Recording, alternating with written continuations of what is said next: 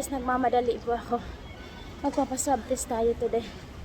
10:30 yung appointment ko guys. Pagkatapos 12 o'clock yung duty ko.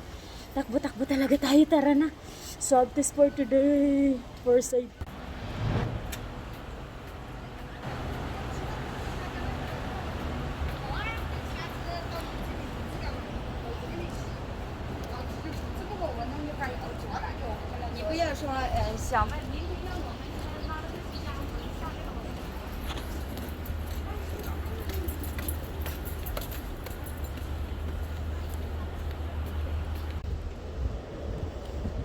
Ayan guys, kailangan muna natin i-check yung appointment natin sa phone.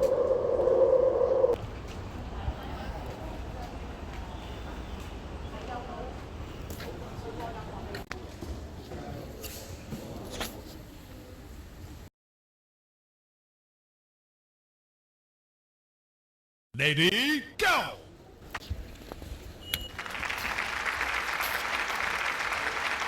Guys, yun na nga po. Tapos na agad yung swab test. Ang bilis talaga guys. Tara, punta naman tayo sa trabaho.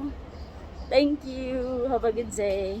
Ayan guys, natapos na nga yung swab test natin. Papunta na tayo ng work. Mag-aantay na tayo ng sasakyan. Kasi maraming lakad pa po tayo bago makarating. Ayun na nga guys, kailangan na naman talagang magpa-swab test every 2 weeks guys dito. Sa trabaho namin, kailangan mong magpa-swab test. Tusok sa ilong, tusok sa bunga guys. Kailangan talaga yun i-report. So sinama ko kayo. Ganun talaga. Ang sunod nito guys, vaccination. Tingnan natin ang nakakatakot. Nakasawa na kasing tusok-tusukin ba ng ilong at saka sa bunganga. Sabi nila guys, kapag nabaksinan na, after that, 2 dose of vaccine, wala na daw swab test at saka makaka-travel ka anytime. So for safety guys, i-try natin yung kailangan di ba?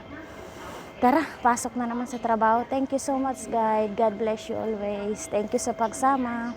Bye!